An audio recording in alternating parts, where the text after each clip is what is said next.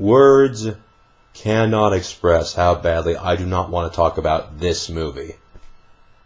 So, you know what? I'm not doing it. Episode's cancelled. I have better things to do with my life than to remind people that this movie even exists. What the fuck are you doing in my house? Position of attention! Move! Mendo, you were supposed to have this episode ready for Albert by dark 30 tomorrow morning. Now stop shoving fatty cakes down your man-pleaser and do it! Yes, Drill Sergeant! Shut your comm tunnel! Roger, Drill Sergeant! Don't fuck with the Jedi Master!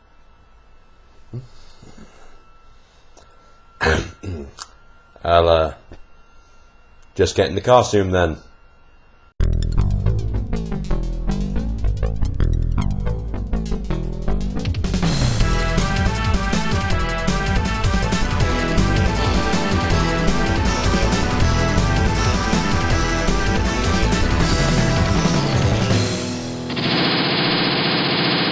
Aloha, and welcome to another exciting episode of Mr. Mendo's Hack Attack. I'm, of course, your fantabulous host who's Straight out of Compton is a brother that'll smother your mother and make your sister think I love her. Mr. Mendo. Well, kiddies, it would seem that during one of my many nightly stupors, I sold my soul to the bad movie gods, which is why the Agony booth is finally going to finish out the Coleman Francis trilogy with The Beast of Yucca Flats. This movie was directed in the loosest possible sense of the word by Coleman Francis, a guy who somehow went directly from being an uncredited bit player to a feature film director. He only made 3 films in his lifetime, all of which happen to be the worst movie ever made. They are, in order, The Beast of Yucca Flats, Skydivers, and Red Zone Cuba. They were all made over a 5-year period, and Coleman somehow got worse as he went along. At least, I think he got worse. Trying to pick the worst Coleman Francis film is like deciding what kind of cancer you'd like to have. The star of Beast of Yucca Flats is Swedish wrestler turned movie star Tor Johnson in his final role. You may remember him from Plan 9 from Outer Space. And, well, actually that's all you would know him from. All I know is, after Beast of Yucca Flats, working for Ed Wood must have seemed like movie-making heaven. We begin with holy shit, tits. Wow, this is a movie that shows you bare breasts within the first 15 seconds.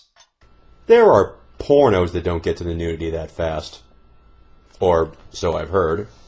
So in this prologue, or whatever it is, a naked woman with a tomboy haircut puts on a pair of granny panties and gets strangled by an unseen attacker. You might think he's the Beast of Yucca Flats, except we don't see his origin until much later in the film. Okay, you might be thinking, so this is a flash forward. Except there's nowhere in the story where this scene fits. Nobody ever mentions this woman or the murderer after this again. Reportedly, this was just thrown in at the last minute because Coleman Francis liked nude scenes. Don't you just hate it when people throw in shit at random just because they feel like it?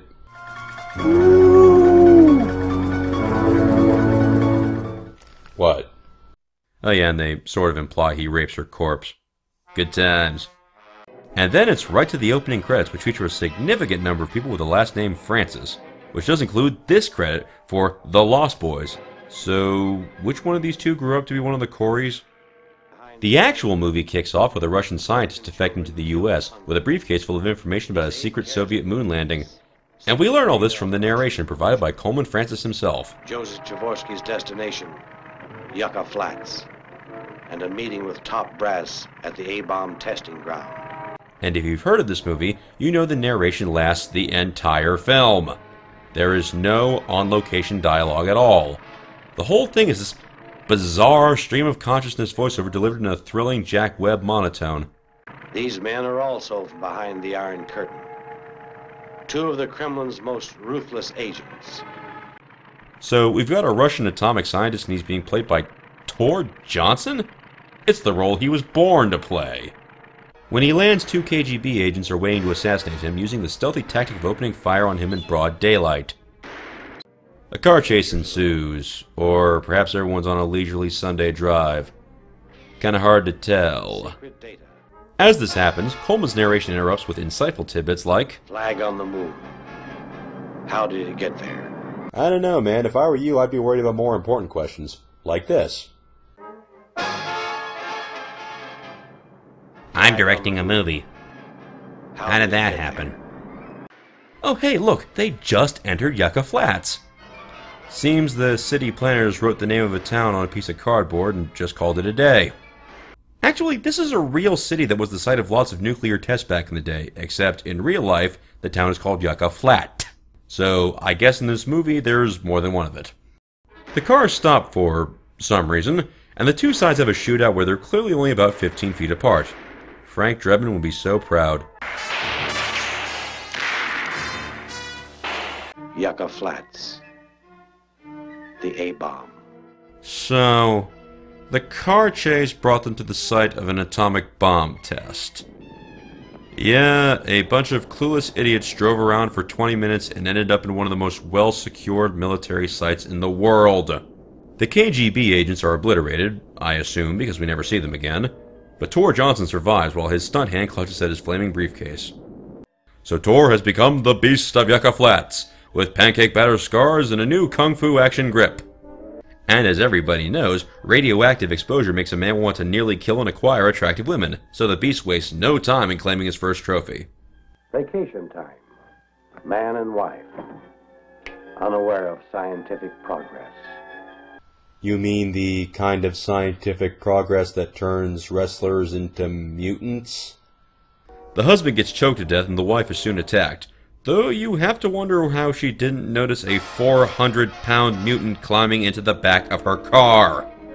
Honestly, this isn't quite how I expected a strangulation to go down. It's like the most relaxing attempted murder/massage ever. He carries the woman back to his cave, that he has now for some reason, and it appears that the radiation didn't do much for his stamina. He's seriously having trouble carrying her. But then again, this is the same guy who could barely carry a briefcase. The husband's body is soon discovered by a cop named Joe Dobson. Joe Dobson. Caught in the wheels of progress. One and the same. By the way, this shit about progress and scientific advancement turns out to be Coleman's favorite topic ever. No matter what happens on screen, Coleman will find a way to bring things back to his utter contempt for progress in science. He's like the 60s version of Rick Perry. And Dobson just drives off, leaving the guy's body lying there in the desert. It appears cops in this world are trained to leave corpses wherever they happen to find them. Cut to Tor, still having serious problems carrying his victim. For Christ's sake, her feet are dangling on the ground. Just let the poor woman walk on her own. Meanwhile, Joe seeks the help of a fellow lawman named Jim. Jim Archer, Joe's partner.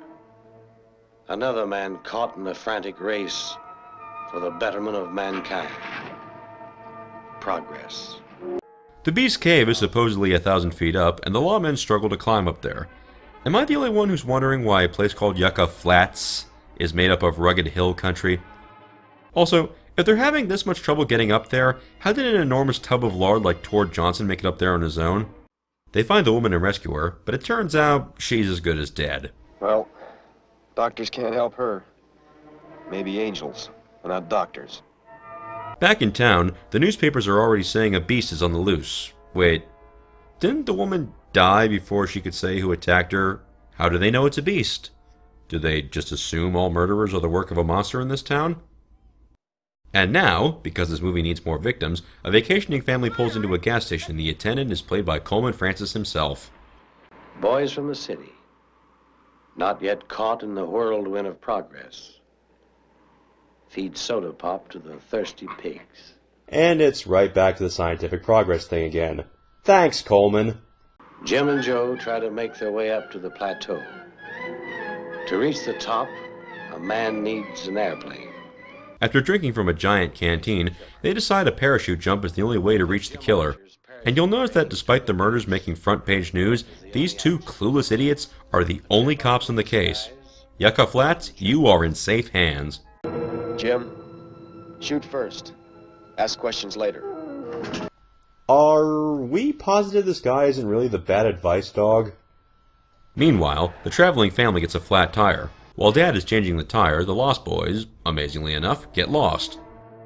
Daddy Hank here decides to go out looking for his sons, and if you'll notice, the keep out sign is on the outside of the fence he just climbed through, meaning our vacationing couple was apparently driving right through a missile range. Wow, they are really not caught up in the wheels of scientific progress, are they? Jim, in his plane, which is totally not just sitting on a runway, spots Hank below, so he opens up the window and begins firing on him for no adequately explained reason. Does he think Hank's the killer? Why would he think that? All the victims are dead. He has no idea what the killer looks like. Poor bastard. He went looking for his kids and accidentally stumbled into North by Northwest. Shoot first, ask questions later. Well, it's later. Why did the cop kill a random guy again? And then comes the parachute jump, which is most likely stock footage. A man runs, somebody shoots at him. You know what? These haikus suck. Jim Archer, ex-paratrooper. As well as a guy with a serious case of bedhead. Destroy. Joe is there in his car to meet up with Jim, even though we were told the only way to get up there was to parachute down. And then they drink some more from that giant canteen. Shooting innocent civilians is thirsty work. Turns out Frank survived, somehow. This leads to a long, pointless chase through the desert with pointless cutaways to Hank's beauty queen of a wife just standing around.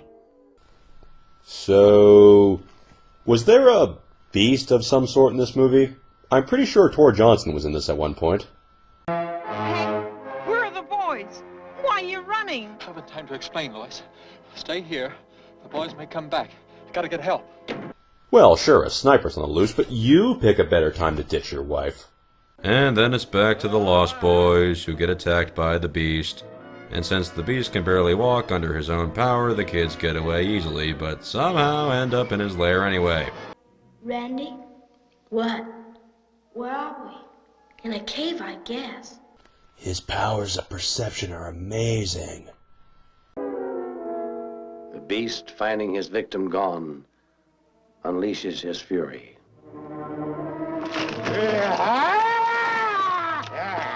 And it seems that throwing a rock has got him all pooped, so he takes a nap.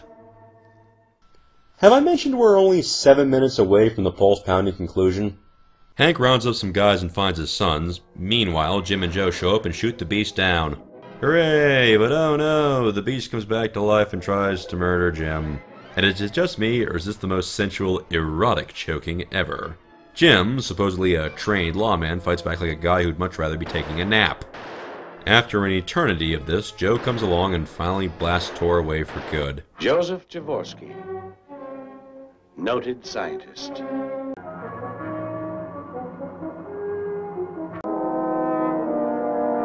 Well, geez, Bunny, where were you an hour ago when he was choking women to get some action? Well, that sucked. Clearly, Coleman Francis was an ugly, hate-filled man who had nothing but contempt for the world and everything in it. Now, if you'll excuse me, I have to try to find this movie's plot on a map. Mr. Mendo, Internet Reviewer. Watching crappy movies for the betterment of mankind. Oh, okay, like, I have my own narrator now. Mr. Mendo, caught in the wheels of progress. Woohoo, isn't this fun? Flag on his wall. How did it get there? Because I put it there. A man runs. Somebody shoots at him. This is officially starting to get old. Shoot first. Ask questions later. Well, if you say so. Should have done that an hour ago. Anyway, I'm Mr. Mendo, and this has been fucking hell.